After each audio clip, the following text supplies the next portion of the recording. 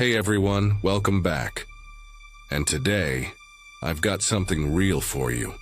Something that's been clawing at the back of my mind ever since I dug into it. This isn't one of those made-up campfire tales. This is the Whaley House in San Diego, California, a place they call America's most haunted house. I've been down rabbit holes of history books, old articles, and first-hand accounts from people who've walked its creaky floors. What I found? It's the kind of story that sticks with you. The kind that makes you double-check your locks at night. So, settle in. Let's step into the shadows of 1857.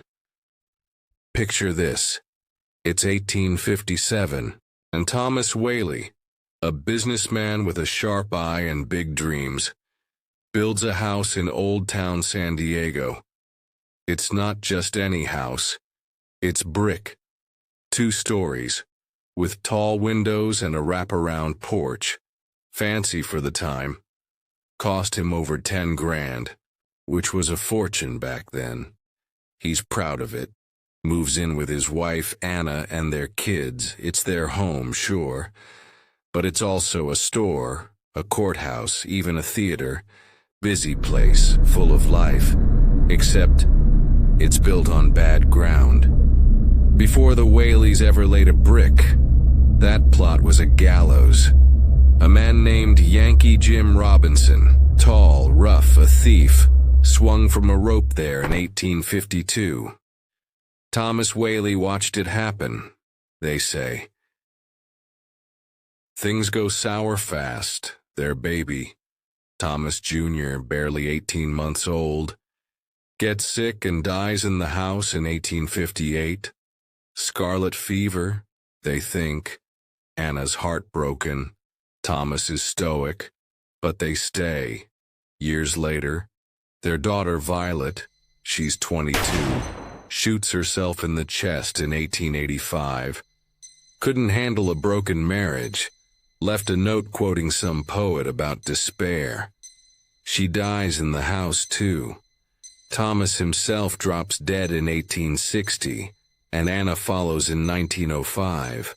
That's a lot of grief soaked into those walls, and that's just the family. Yankee Jim? People say he never left. Fast forward to today. The Whaley House is a museum now, preserved like a time capsule. I talked to a guy named Mike. He's been a tour guide there for years.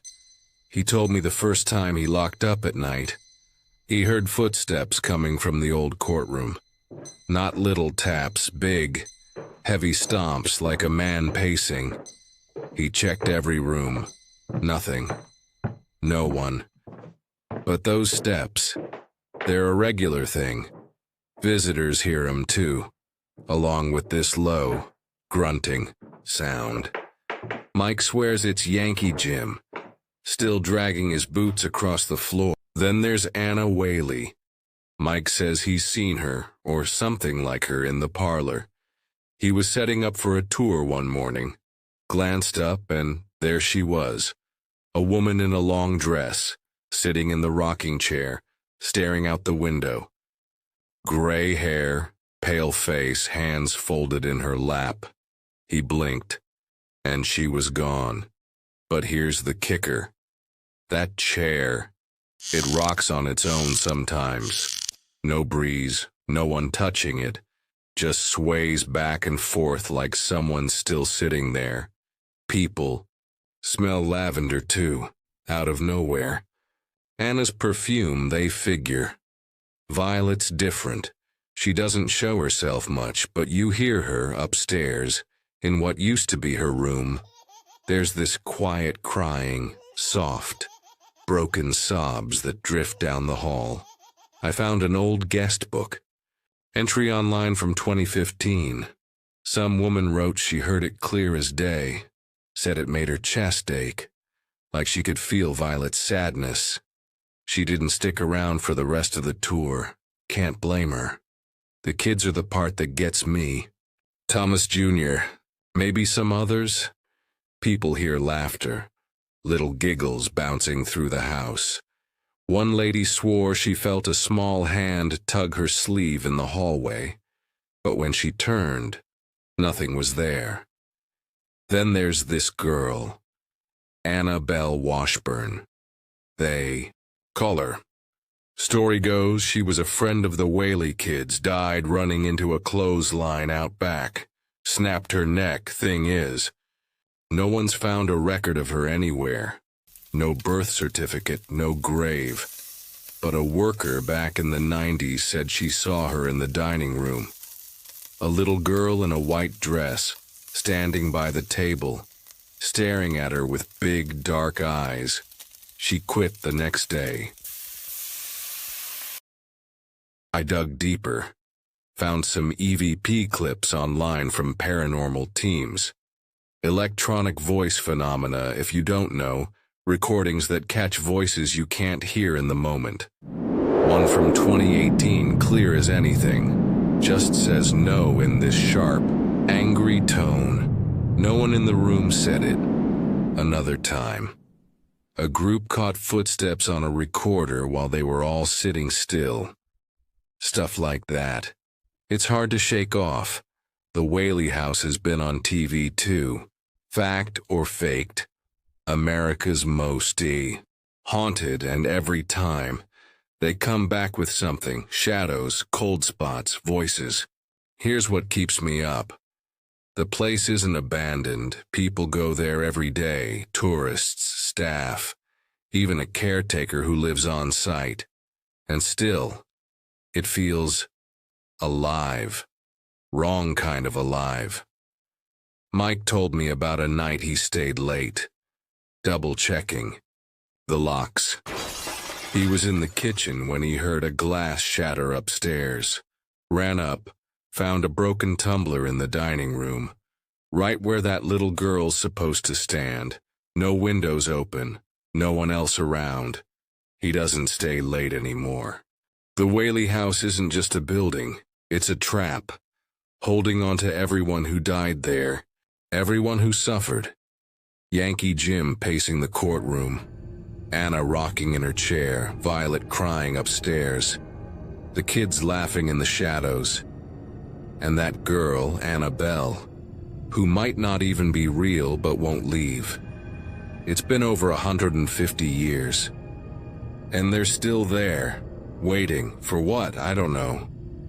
Maybe for someone to listen, maybe for someone to join them. If you're ever in San Diego, you can visit.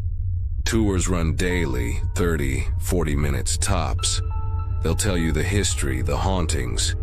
You might hear those footsteps yourself, smell that lavender, feel that tug on your sleeve. Me? I'm not sure.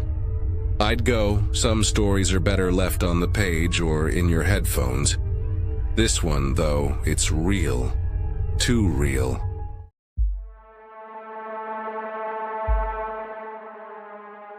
Back with another one that's been gnawing at me. This isn't some spooky yarn spun for kicks. It's the Lizzie Borden house in Fall River, Massachusetts, a place where the air's thick with blood and unanswered questions.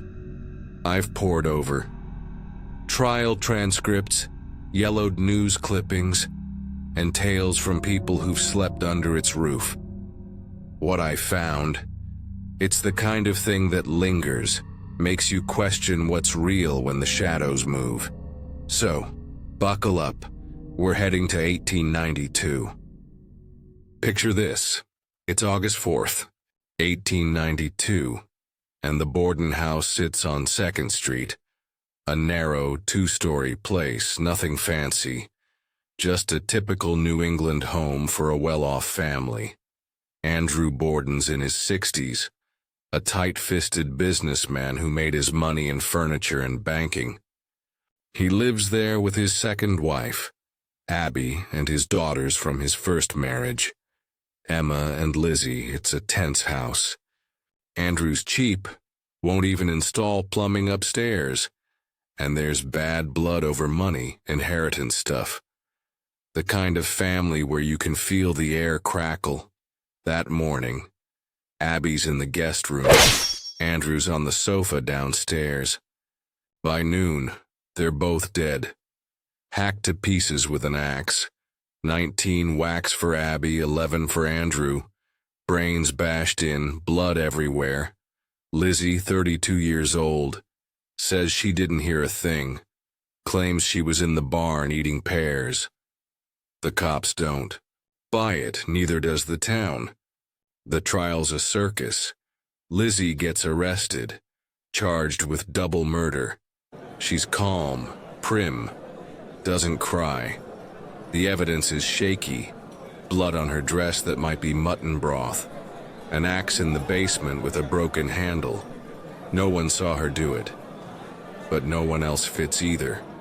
After 13 days, the jury says not guilty.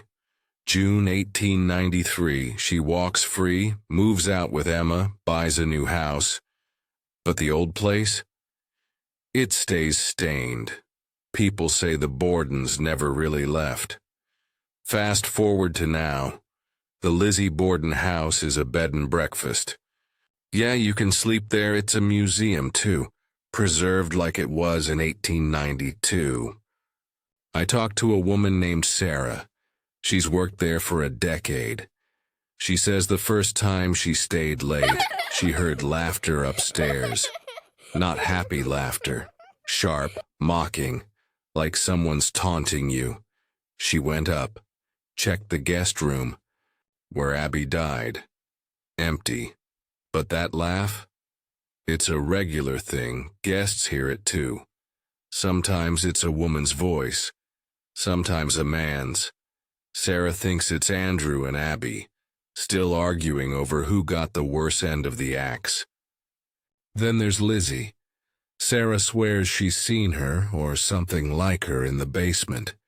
She was down there one evening, restocking brochures, and caught a glimpse in the corner. A woman in a dark dress, standing by the old coal bin. Pale, face, eyes locked on her.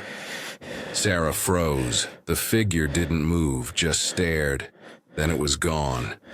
Guests say the same. Shadows in the basement. A woman who doesn't blink. Some smell mutton cooking too.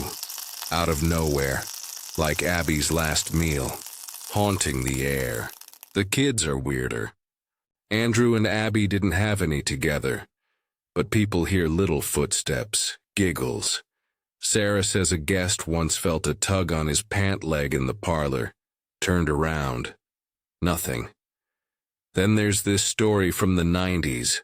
A maid saw a girl in a pinafore, standing by the sofa where Andrew died, holding a toy axe, smiling. No record of a kid like that in the house. But she keeps showing up. Guests leave notes about it. Say it's the creepiest part. I dug into the reports. Paranormal teams have been all over this place. They've got EVPs. One from 2016 says, "Get out," in a low growl. No one in the room spoke. Another caught a woman's scream. Faint but clear. The house has been on. 3 ghost adventures, kindred spirits, and they always find something. Cold spots, doors slamming, voices. One guy said his camera battery died the second he stepped into Abby's room, fully charged before he walked in. Here's what gets me. People stay there every night, tourists, ghost hunters, even skeptics. And it's not quiet. Sarah told me about a night she locked up, heard glass break in the kitchen, ran in, found a shattered cup on the floor, right where Lizzie said she was that morning. No one else around. She doesn't linger after dark anymore. The Lizzie Borden house isn't just a crime scene. It's a cage.